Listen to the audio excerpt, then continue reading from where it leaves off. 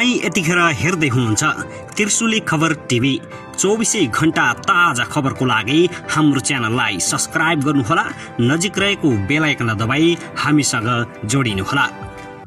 5 दलीय सत्तारूढ गठबन्धन सिट भागबण्डा कुरा नमिल्नेपछि कुनै पनि बेला भत्किन सक्छ। माओवादी अध्यक्ष पुष्पकमल दाहाल प्रचण्ड, गृहमन्त्री बालकृष्ण खाँड सहित कांग्रेसका 40 नेता समानुपातिक उम्मेद्वार बन्न नपाउने भएपछि कांग्रेसमा निकै ठूलो खैला पहिला।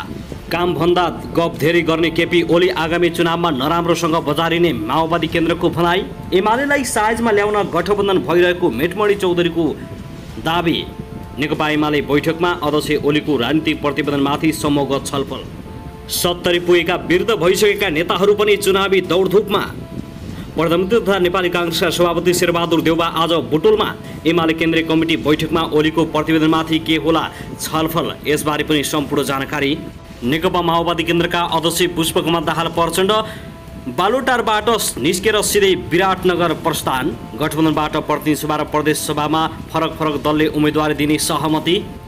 30 को मुखैमा आयो निकै दुःखद खबर। नेपाल रेमिटान्स 1 वर्षमा नेपाली कामदारले पठाई 10 खर्ब रुपियाँ 1500 जनाको काठमाडौँ विमानस्थलमा बाकसमा शव आयो।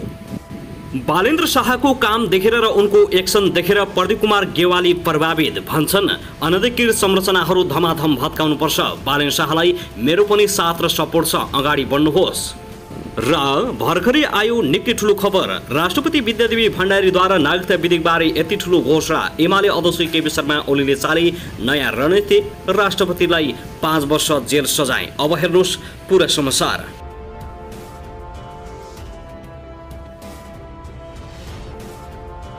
दर्शक महानुभाव नमस्कार, तपाईलाई हार्दिक स्वागत छ हाम्रो च्यानल त्रिशुली खबर टिभीमा। यदि हाम्रो च्यानललाई अहिलेसम्म सब्स्क्राइब गर्नुभएको छैन भने सब्स्क्राइब गरी नजिक रहेको बेल आइकन दबाई हामीसँग जोडिनुहोला।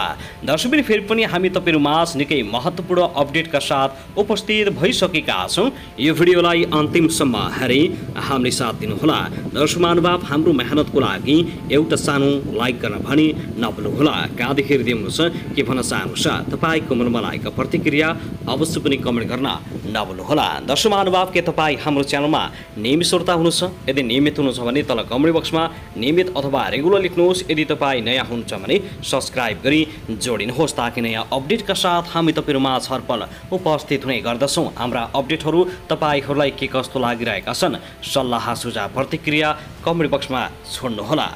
दर्शक महानुभाव आउनुहोस् अब पहिलो खबरतर्फ लागौं। चुनाव पछिको सत्ता साझेदार बारे विदेशी भूमिमा छलफल गरिएको भन्दै नेकपा एमालेले असन्तुष्ट जनाएको छ।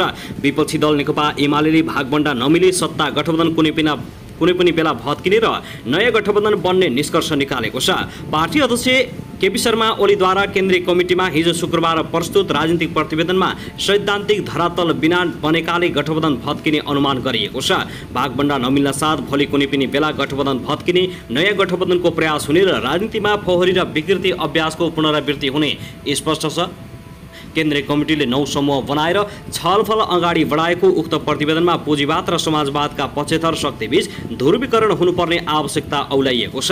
राजनीतिक ध्रुवीकरणको प्रक्रियालाई तीव्रता दिँदै अन्य पार्टीबाट सक्दो पार्टी प्रवेश गराउने नीति लिने प्रतिवेदनमा भनिएको छ। खास गरी निर्वाचन क्षेत्रको शक्ति सन्तुलनका आधारमा प्रतिस्पर्धाको अवस्था रहेको ठाउँमा जित सुनिश्चित गर्न र हामी अगाडि रहेको ठाउँमा जितलाई कायम गर्न पार्टी प्रवेशलाई ठोस र मूर्त योजना बनाई कार्यान्वयन गर्नुपर्नेछ।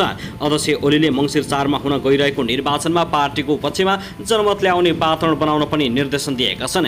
केन्द्रीय कमिटीको बैठकलाई सम्बोधन गर्ने क्रममा ओलीले नेकपा एमालेको पक्षमा जनमत आउने वातावरण बनाउने जिम्मेवारी पार्टीका नेता कार्यकर्ताको काँधमा रहेको बताएका छन् भने बहुमतका लागि करिब 16% मत मात्रै पुगेको भन्दै ओलीले भने यसलाई वृद्धि गर्न ठोस योजना साथ अगाडि बढ्नुपर्ने प्रतिवेदनमा उल्लेख गरिएको छ। 19 पृष्ठ लामो राजनीतिक प्रतिवेदनमा ओलीले गठबन्धन सरकारलाई दलाल र पुँजीवादको संरक्षक साथै सेवक भनी परिभाषित गरेका छन्। दर्शक महानुभाव त्यसगरी आगामी मङ्सिर 4 गते हुने प्रतिनिधि सभा र प्रदेश सभा चुनाव हुने भएपछि सबै पार्टीका नेताहरू चुनावी माहौल आफ्नो पक्षमा पार्न लागि परेका छन्। 2048 सालदेखि चुनाव लड्दै आएका वृद्ध नेतादेखि युवा नेतासम्म चुनावी मैदानमा उत्रिने तयारीमा छन्। सरकारी कर्मचारी 60 वर्ष पुगेपछि राज्यलाई थप योगदान गर्न नसक्ने भन्दै अवकाश दिने प्रचलन छ, तर 68 वर्ष पुगेका ज्येष्ठ नागरिकलाई राज्यले जीवन निर्वाहका लागि सामाजिक सुरक्षा भत्ता दिने पनि व्यवस्था छ। यद्यपि सो उमेर समूहका कैयौँ नेता अझै सक्रिय राजनीतिमा जमेका मात्र होइनन्, आसन्न निर्वाचनमा उम्मेद्वार बन्ने तर्खरमा जुटेका छन्। नेपाली कांग्रेसका सभापति एवं प्रधानमन्त्री शेरबहादुर देउवा आगामी मङ्सिर 4 गते हुने चुनावमा डडेलधुराबाट उम्मेदवारी बन्ने तयारीमा छन्। 2048 सालदेखि अपराजित रहेका उनी लगातार 6 पटक निर्वाचित भइसकेका छन्। उनी दोस्रो पटक जनआन्दोलनपछिको अन्तरिम विधायिकालाई समेत जोड्दा 7 पटक सांसद भइसकेका छन्। उनी 5औं पटक प्रधानमन्त्री बनेका छन्। 2003 साल जेठ 31 गते जन्मेका देउवा उमेरले 76 वर्ष पुरा भइसकेका छन्। यद्यपि उनी अहिले पार्टीको कार्यकारी भूमिका, सरकारको कार्यकारी भूमिकामा र उनी फेरि पनि प्रतिनिधि सभामा उम्मेद्वार बन्ने तयारीमा जुटेका छन्।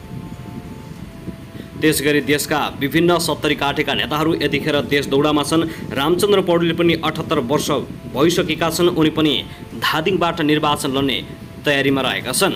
साथै नेकपा एमालेका अध्यक्ष केपी शर्मा ओली उमेरले 70 वर्ष नागिसकेका छन्। 2008 साल फागुन 11 गते जन्मिएका ओली 2048 सालदेखि संसदीय चुनावमा सहभागी हुँदै आएका छन्। 2064 साल बाहेक उनी संसदीय सबै निर्वाचनमा विजयी हुँदै आएका छन्। पहिलो संविधान सभा चुनावमा भने उनी माओवादीका विश्वदीप लिङदेनसँग पराजित भएका थिए। अन्तरिम व्यवस्थापिका संसद समेतलाई जोड्दा ओली 6 पटक सांसद भइसकेका छन्। ओलीले 2 पटक प्रधानमन्त्री भएर मुलुकको नेतृत्व गर्ने अवसर पनि पाइसकेका छन्। त्यसअघि उप प्रधानमन्त्री सहित गृह र परराष्ट्र मन्त्रीको जिम्मेवारी पनि उनले सम्हालेका छन्। ओली यो पटक पुनः झापा क्षेत्र नम्बर 5 बाट चुनाव लड्ने तयारीमा रहेका छन्।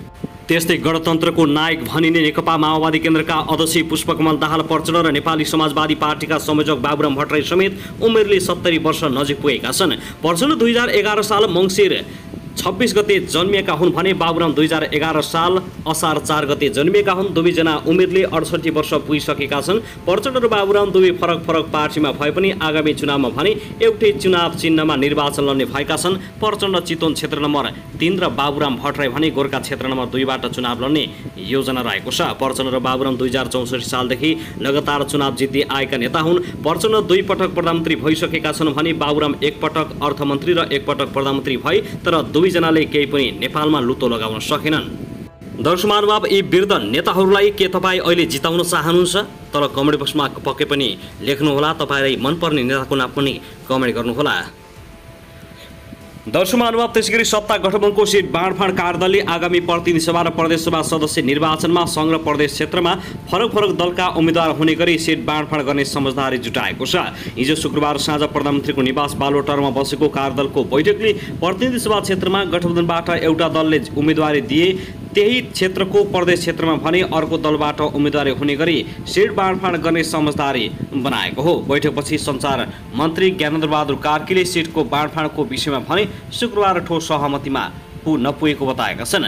सत्ता गठबन्धनमा नेपाली कांग्रेस, नेकपा माओवादी केन्द्र, नेकपा एकीकृत समाजवादी, जनता समाजवादी र राष्ट्रिय जनमोर्चा छन्। 5 दलबाट 2 जना प्रतिनिधि नेताहरू सम्मिलित कार्यदल छ। कार्यदलले चरणबद्ध रूपमा सिट बाँडफाँडबारे 2 सातादेखि छलफल गरिरहेको छ, तर सहमति भने भइसकेको छैन।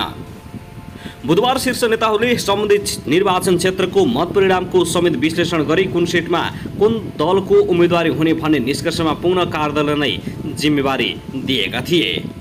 कार्यदलले त्यही अनुसार छलफल गरिरहेको छ। बिहिबारको बैठकमा भने सत्ता गठबन्धनका दलले आफ्नो दाबी पेश गरेका छन्। गठबन्धनमा कांग्रेसले 100 सिट दाबी गरेको छ भने माओवादी केन्द्रले 60, नेकपा एकीकृत समाजवादीले 40, जसपाले 25 र जनमोर्चाले 2 सिट दाबी पेश गरेका छन्। मन्त्री कार्यालयका अनुसार कार्यदलको अर्को बैठक भोलि आइतबार 4 बजे बस्ने भएको छ। दर्शक महानुभाव, त्यसगरी अमेरिकी पूर्व राष्ट्रपति डोनाल्ड ट्रम्पमाथि सरकारका गोप्य दस्तावेज घरमा राखेको आरोप लागेको छ। अमेरिकाको संघीय अनुसन्धान ब्युरो FBI ले ट्रम्पको घरमा छापा मार्दा सरकारका गोप्य दस्तावेजहरू राखेको पाइएको बताएको हो।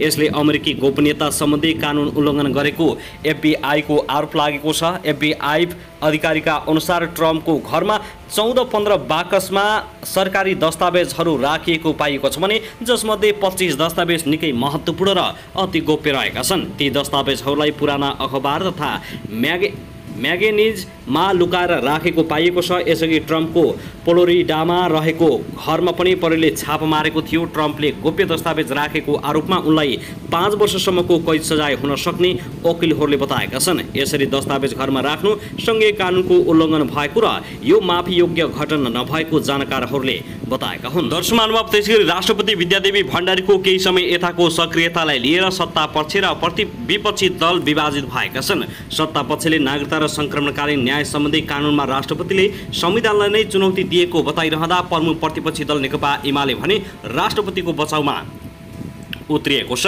दलहरूले राष्ट्रपतिको भूमिकालाई आफ्नो स्वार्थ अनुकूल व्याख्या गर्दा राष्ट्रपति जस्तो मर्यादित संस्था विवादमा तानिएको छ। सङ्घीय संसदको दुवै सदनबाट पारित भएर प्रमाणीकरणका लागि पेश भएको नागरिकता ऐन संशोधन विधेयक राष्ट्रपति विद्यादेवी भण्डारीले गत साउन 29 गते सन्देशसहित फिर्ता गरिदिएकी थिइन्। राष्ट्रपतिको यो कदमको समर्थन र विरोधमा अहिले पनि टिक्का टिप्पणी भइरहेका छन्। 9 विषयमा ध्यान आकर्षण गराउँदै राष्ट्रपतिले संसदमा फिर्ता गरेको विधेयक प्रतिनिधि सभाबाट भदौ 2 गते हुबहु पारित भएर राष्ट्रिय सभामा पुगिसकेको छ। यो विधेयक राष्ट्रिय सभाबाट पनि हुबहु पारित भए पुनः प्रमाणीकरणका लागि राष्ट्रपति कहाँ पुग्नेछ। यसैबीचमा राष्ट्रपति विद्यादेवी भण्डारीले संविधानका जानकारहरू बोलाएर नागरिकता विधेयक हुबहु आए के गर्ने भनेर छलफल गरेकी छिन्। राष्ट्रपतिको यो भूमिकालाई सत्ता पक्षले संवैधानिक सीमालाई नै चुनौती दिएको आरोप लगाएको छ। यता विपक्षी दल नेकपा एमाले भने राष्ट्रपतिको भूमिका संविधान अनुकूल नै भएको दावी गर्दै आएको छ। उसले प्रतिनिधि सभाको स्वच्छतारितामा राष्ट्रिय सभा र राष्ट्रपतिले अंकुश लगाउन सक्ने भनिरहेको छ। राष्ट्रपतिले संक्रमणकालीन न्याय सम्बन्धी विधेयकमा समेत संसदले कारबाही पुरा नगर्दै चासो राखेपछि सत्ता गठबन्धनका नेता थप सशंकित भएका छन्।